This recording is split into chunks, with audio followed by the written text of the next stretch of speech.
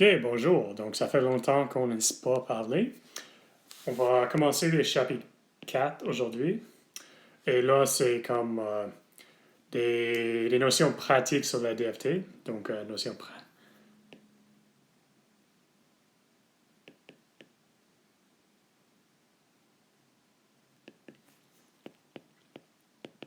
Donc, on va discuter en particulier plusieurs fonctionnels, les classes de fonctionnels, comment choisir un fonctionnel, etc. Bon, donc, il n'y a pas de test de contrôle pour cette section parce que c'est beaucoup de détails particuliers sans beaucoup de développement mathématique. Mais par contre, on aura un devoir. Et pour ce devoir, vous allez lire un papier pour un fonctionnel.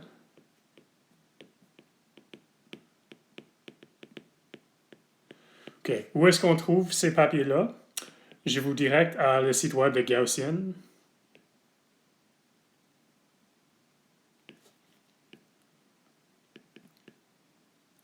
Et sur ce site web, il y a beaucoup de fonctionnels dans une liste avec les références directes au papier pour les voir. Donc, choisir un papier pour un fonctionnel, puis écrivez un petit rapport, et je dis petit en guillemets, je ne veux pas de rapport de 10 pages parce que ça ne sert à pas grand-chose. Donc, un rapport, je ne veux pas plus que 3 pages, donc disons 2-3 pages, qui décrit ce qui suit. L'approche, donc qu'est-ce qu'ils font pour pour développer leur fonctionnel. Ne faites pas les développements mathématiques. Je dis ça en rouge. Ne faites.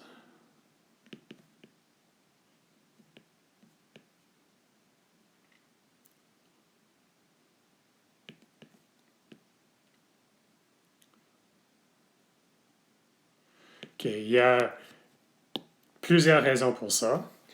Le premier, c'est la plupart des fonctionnels n'ont pas un développement mathématique dans le papier. C'est correct. Ils sont empiriques, puis ils sont fités, en guillemets, pour des résultats expérimentaux. Dans les cas où il y a un développement mathématique, comme dans les papiers de Andreas Savin, ils sont extrêmement longs et beaucoup plus difficiles et, je vous dis, trop difficiles pour le cadre de ce cours. Donc, ne faites pas le développement mathématique. Par contre, dire ce qui est nouveau,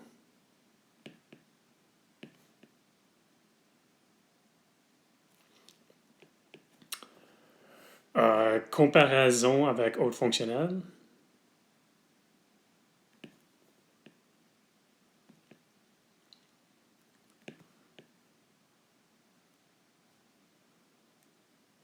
okay. Les avantages de ce fonctionnel en particulier et les désavantages. OK, donc les avantages sont beaucoup plus faciles à voir parce qu'ils vont le dire directement. Les désavantages, c'est plus difficile parce qu'ils vont essayer de le minimiser. Bon, donc, écrivez un petit rapport de 2-3 pages pour un fonctionnel que vous trouvez dans la littérature en regardant le papier original. Bon, donc, c'est ça pour le devoir 4. Il y aura un travail pratique pour le chapitre 5 que je vais expliquer dans une leçon qui suit. Le matériel pour ce travaux seront sur le site web du cours directement. Pour le faire, vous allez faire des calculs avec Gaussian. Les calculs ne sont pas longs, mais il faut prévoir un bout de temps pour les faire. Parce que moi, si c'était moi, je pourrais faire les calculs, puis trouver tous les résultats en peut-être, disons, 15 minutes. Mais si vous n'avez pas utilisé Gaussian beaucoup, il faut prévoir au moins quelques heures pour le faire. Donc, prenez du temps pour les faire. Et on va commencer avec le chapitre 4. Bon, donc, les points majeurs du chapitre 2 et chapitre 3 sont que l'énergie est une fonctionnelle de la densité.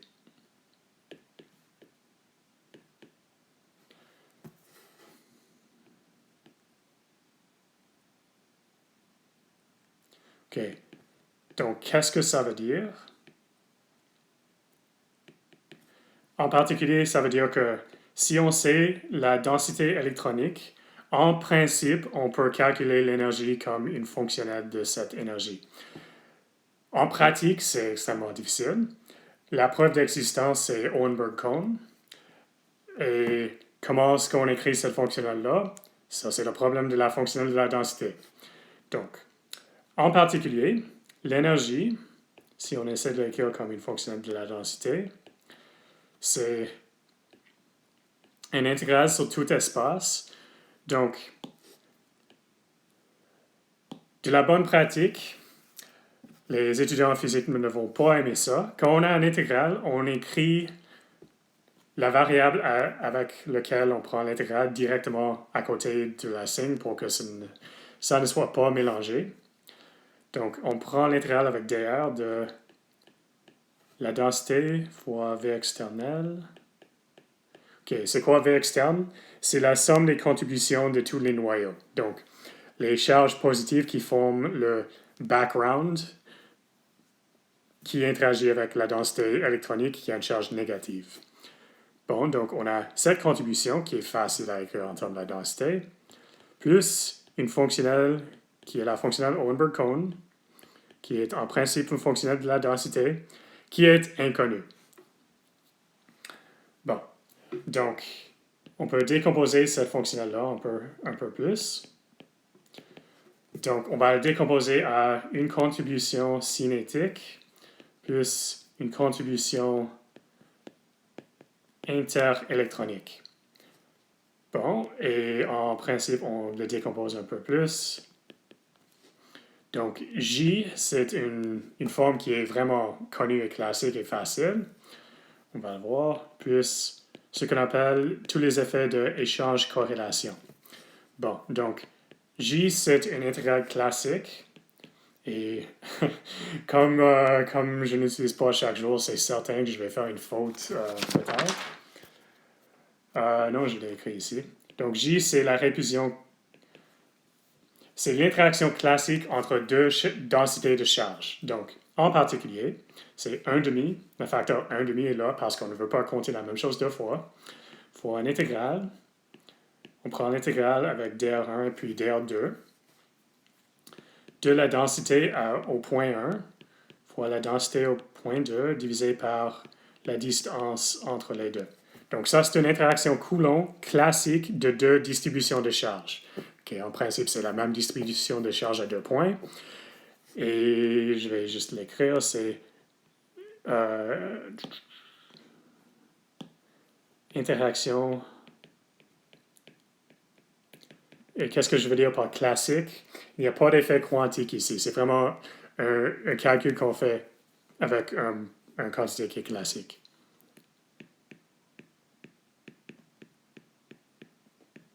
Pour la distribution de charge ρ.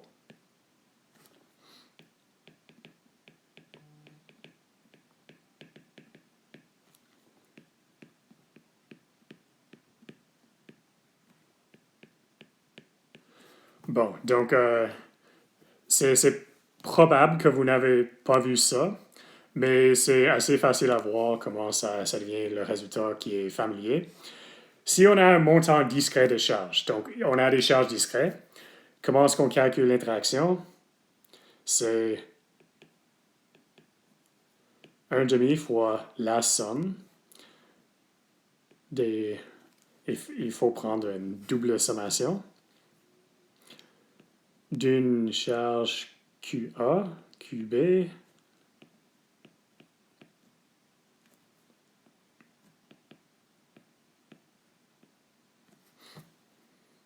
OK, en principe, il y a des constants qui s'en viennent ici, donc on va utiliser juste proportionnel. Quand on a des charges discrètes, on fait une sommation sur les tous. Quand les charges deviennent continues, il n'y a pas de... On ne peut pas les séparer en charges discrètes, ça devient une densité, et ça devient... La sommation devient un intégral. C'est tout. Bon, donc c'est tout que je voulais dire pour ça.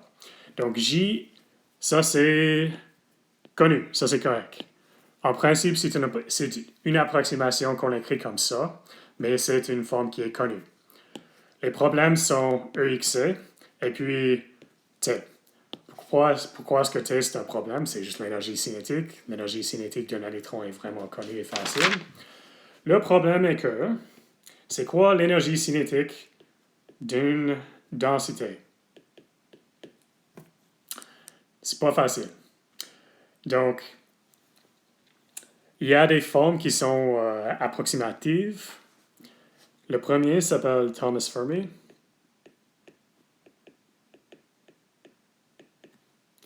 Et là, on dit que... Et ça, c'est inspiré des densités vraiment homogènes. C'est quoi une densité homogène? Une densité homogène, ça apparaît dans des systèmes comme des métaux, par exemple, où il n'y a pas de grande variation dans la densité. Pour des molécules, on a des choses qui sont vraiment inhomogènes en densité, donc cette forme-là n'est pas bonne. Bon, donc Thomas Fermi, c'est quoi? Je ne vais pas vous donner une explication de cette forme-là, de tiers. Et ne la mémorisez pas. Il n'y a aucune façon. Il n'y a aucune raison de mémoriser ça. Puis, c'est une fonction de la densité, donc de ρ aux puissance 5 tiers.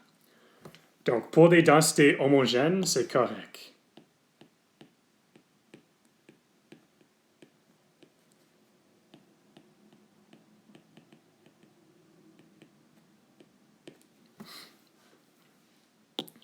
Bon, donc ça, c'est une première approximation.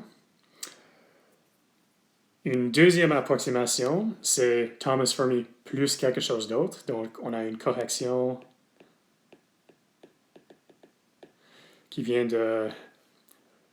Je n'ai pas essayé de le prononcer avant de l'écrire. Von Weizsäcker.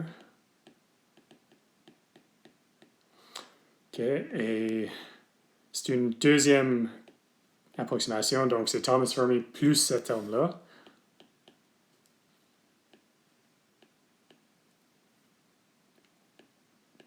On prend le gradient de la densité.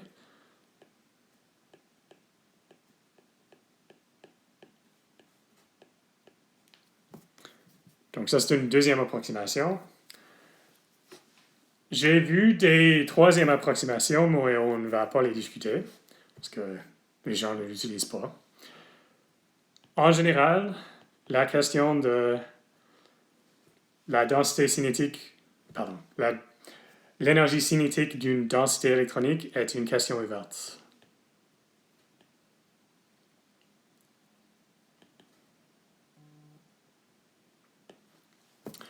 Et si on peut écrire une densité une énergie cinétique d'une densité, on peut faire le calcul vraiment rapidement parce que il faut le nombre d'opérations, floating point operations, des opérations numériques avec des nombres décimales est petite. Strictement, c'est la fin de la DFT. OK. Il y a deux autres choses que je vais dire avant ça. Bon, donc, c'est ça pour l'énergie cinétique. Pour EXC. Donc, EXC, c'est la fonctionnelle magique qui a toutes les choses qui sont difficiles à décrire. Il y a deux approximations qui existent en termes de seulement la densité. Donc, pour l'énergie d'échange, OK, merci Apple. Pour l'énergie d'échange, on a la forme de Dirac, qui est moins 3 sur 4.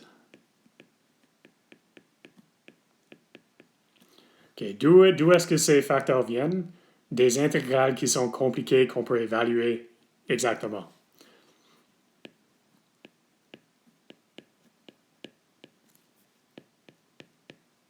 Bon, donc ça c'est une première approximation à l'énergie d'échange qui vient de Dirac et dépend de seulement la densité électronique.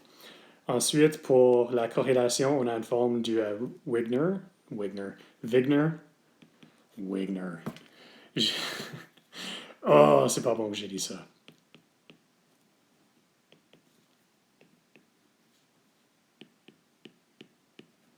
Et là, on a des formes qui sont vraiment bizarres. Bon, donc un point décimal, d'où est-ce que ça vient? D'un calcul numérique qui donne ces paramètres-là. Bon, donc, avec tes, disons, de Thomas Fermi,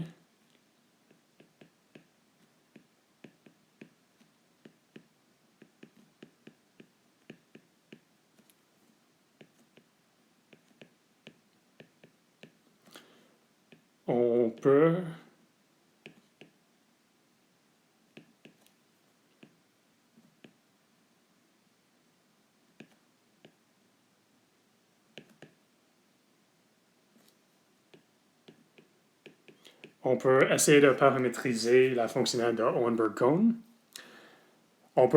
Et les gens ont fait des calculs avec ça. Ça donne des résultats pas bons.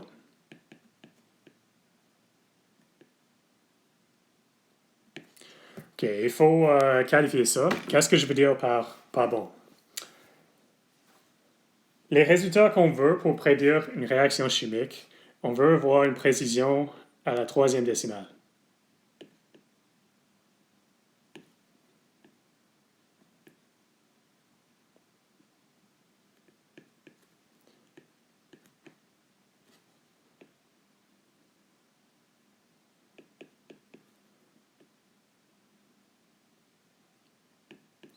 Donc là, c'est une précision qui est vraiment stricte. Pourquoi la troisième décimale? Parce que dans les unités, ça correspond à 1 kcal per mol.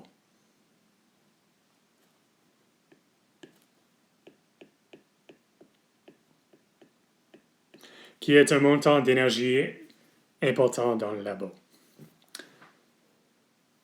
Avec cette forme-là, on reçoit peut-être une précision dans la partie avant le décimal. Donc, ça donne peut-être la bonne nombre entier, mais pas des résultats au point décimaux. Donc, pour cette raison, il faut avoir des meilleures façons de calculer ça. Et donc, DFT pur,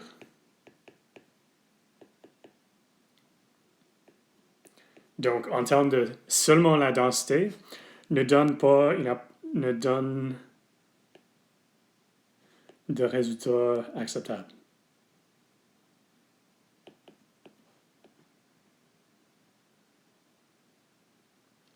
OK, et on va le qualifier des résultats acceptables pour prédire les réactions chimiques.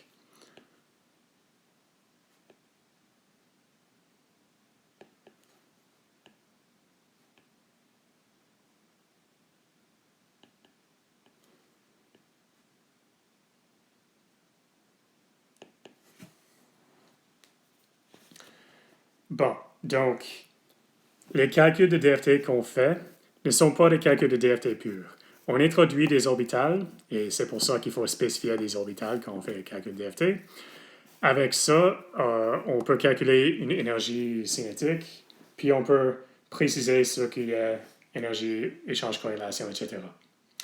Bon, donc, au lieu de faire DFT pur, on passe à la construction de Kohn-Sham.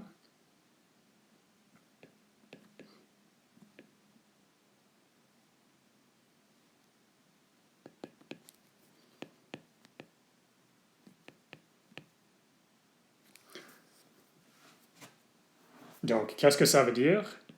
On introduit des orbitales.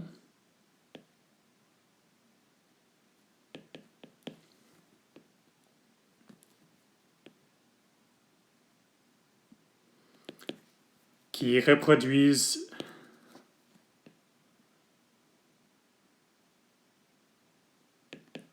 la densité physique.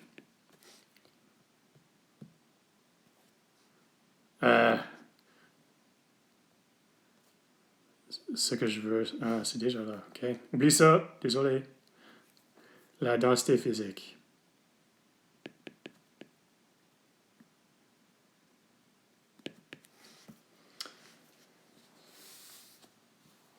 Donc, si on a des orbitales, on peut faire une fonction d'onde avec. Ces orbitales...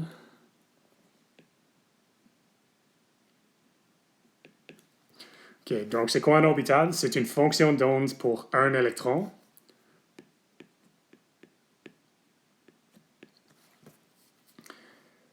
Avec ces orbitales, on peut faire des déterminants de Slater.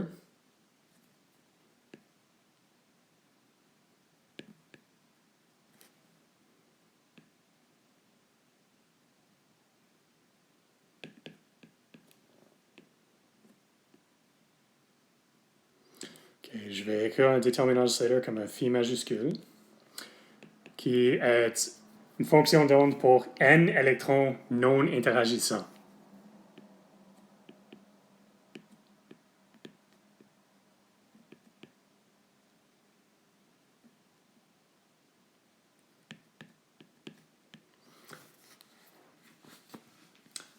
Bon, donc là, on peut calculer une énergie cinétique. Donc, on définit l'énergie cinétique qu'on aime comme, et on l'écrit TS, comme le minimum sur tous les déterminants de Slater qui reproduisent la densité physique de ça. OK, ça c'est quelque chose qu'on peut évaluer assez facilement. Bon, donc F de Conchem est TS plus J, TS et J sont connus, plus EXC. Bon, donc rapidement, je vais dire que EXC pour sont en principe différents.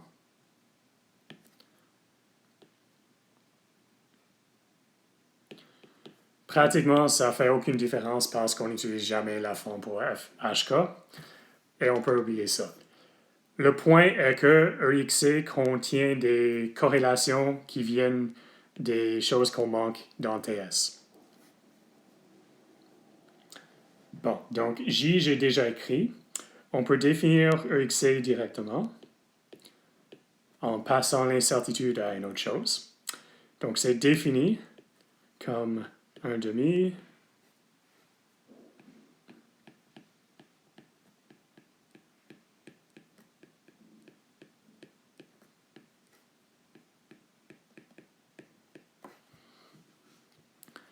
ça fois une fonction qui s'appelle la true échange corrélation. Donc, HXC, en anglais, ça s'appelle Exchange Correlation Hole.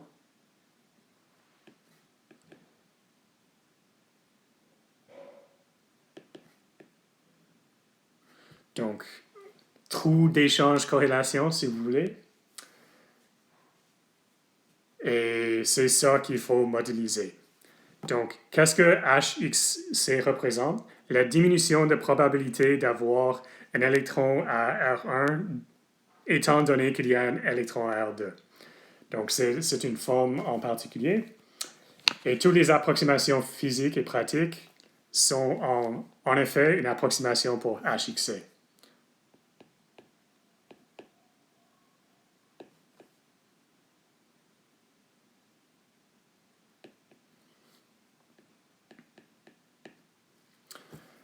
Bon, donc on va arrêter là pour aujourd'hui. Dans la prochaine leçon, on va discuter des approximations pour HXC en regardant l'échelle de Jacob de fonctionnel. En particulier, on va voir B3 lit parce que c'est un fonctionnel que vous allez utiliser, j'en suis certain. Et après ça, on va regarder les hybrides à portée séparée. Donc, à la prochaine.